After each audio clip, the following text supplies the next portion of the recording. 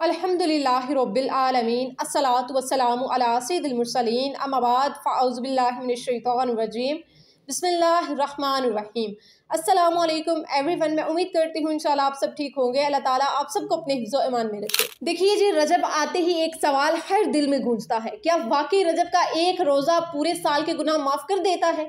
क्या इस महीने की इबादत बाकी महीनों से मुख्तलिफ है? और अगर रजब इतना खास है तो हम में से अक्सर लोग बदलते ही क्यों नहीं?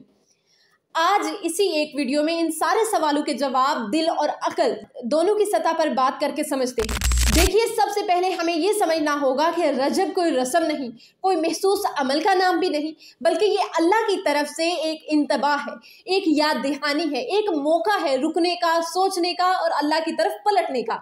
अल्लाह ताला ने साल के 12 महीनों में 4 महीने ऐसे रखे जिन्हें हुर्मत वाले महीने कहा गया है। रजब इन्हीं में से एक महीना है। हुर्मत का मतलब ये नहीं कि बस खुशी मनाओ, हुर्मत का मतलब ये है कि आप गुनाह को हल्का मत समझो और नेकी को बिल्कुल भी मामूली मत जानो। और अब आते हैं सबसे ज्यादा पूछे जाने वाले सवाल पर, क्या रजब का एक रोजा पूरे साल के गुनाह माफ कर देता है? ये जुमला सुनने में बेहद ही खूबसूरत लगता है और दिल को तसल्ली भी देता है, मगर दीन खूबसूरत जुमलों से नहीं है, सच्चाई और समझ से देता है। दीन हमें ये नहीं सिखाता कि एक अमल करो और बाकी जिंदगी वैसे ही चलती रही गुनाहों। अगर ऐसा होता तो तौबा, निदामत, इस्लाह और तकवा और इन सब का कोई मतलब ही ना रहता। रोजा बहुत ही बड़ी इबादत है, लेकिन रोजे की असल ताकत भूख प्यास में नहीं बल्कि रोजे के असर में है जो वो इंसान के रवैये पर डालता है। अगर रजब का रोजा रखा लेकिन जुबान वैसे ही तेज रही, आप लोगों को अपनी जुबान के जरिए से तकलीफ दे रहे हो, लेकिन जुबान वैसे ही तेज रही, आप जुबान के जरिए लोगों को तकलीफ दे रहे हो। हमारी जुबान, हमारी आंखें, हमारे कान बिल्कुल भी कुछ भी कंट्रोल में नहीं है और ना ही आंखों में हया है, तो फिर इस रोजे का क्या फायदा? लेकिन रजब को नहीं समझा। अब दूसरा सवाल, फिर रजब की खास बात क्या है? रजब दरअसल एक तैयारी है, ये अचानक नहीं आया कि शुबान आ रहा है और फिर रमजान आ रहा है। यानी अल्लाह हमें पहले से मौका दे रहा है कि आहिस्ता आहिस्ता खुद को बदल लो।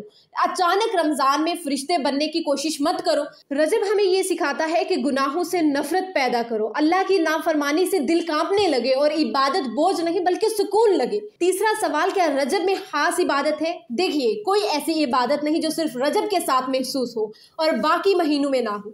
नमाज पर वक्त अहम है, कुरान हर वक्त अदायगी है, कुरान हर वक्त जिंदगी है, जिक्र हर वक्त दिल का इलाज है, तौबा हर वक्त कबूल होती है। लेकिन रजब में इन सब की कदर बढ़ जाती है क्योंकि दिल को झंझोड़ दिया जाता है कि अब संभल जाओ। चौथा सवाल, फिर हम रजब में क्या कर सकते हैं? देखिए, रजब में सबसे पहली इबादत अपने आप से सच बोलना है। खुद से पूछे, क्या मैं नमाज को कितना मैं संजीदा ले रही हूँ?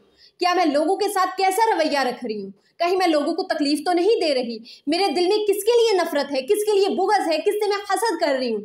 मैं किस गुनाह को मामूली समझकर करती हूँ? रजब हमें ये हिम्मत देता है कि हम खुद को बेगुनाह साबित करने के बजाय खुद को बेहतर बनाने की कोशिश करें। जो आपने पिछले रमजान में रोजे नहीं रखे किसी बीमारी की वजह से, किसी भी उज़र की वजह से, तो अब इस रमजान से आने से पहले इस महीने में आप वो कज़ा रोजे कंप्लीट कर लें। आहिस्ता आहिस्ता से आप वो रोजे रखें ताकि आपके कज़ा रोजे अदा हो सके, क्योंकि अल्लाह ताला ने हम पर रोजे फर्ज किए हैं और जो चीज़ फर्ज है उनमें किसी भी वजह से माफ़ी नहीं है।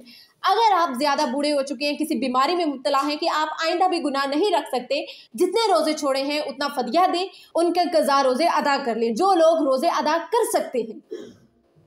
पांचवा सवाल, अल्लाह किससे राजी होता है? अल्लाह उससे राजी नहीं होता जो सिर्फ महसूस दिनों में नेक बनता है। अल्लाह ताला उससे राजी होता है जो टूटा हुआ दिल लेकर सच्चाई से इसके दर पर आता है, जो आहिस्ता आहिस्ता बदलने की कोशिश करता है, जो गिर कर भी उठने का हौसला रखता है, जो तन्हाई में भी अल्लाह को याद रखता है। रजब हमें यही सिखाता है कि अल्लाह को दिखावे की इबादत नहीं चाहिए, अल्लाह ताला को सच्चा दिल चाहिए। रजब कोई वादा नहीं कि बस एक अमल करो और सब ठीक हो जाएगा। रजब एक दावत है, वापिस आने की दावत, खुद को बदलने की दावत। रमजान से पहले दिल को जिंदा कर ले, कज़ा रोजे अदा कर ले। अगर हमने रजब को समझ लिया तो रमजान हमें बदल देगा, और अगर रजब भी गुजर गया तो फिर शिकायत का हक भी हम खो देंगे।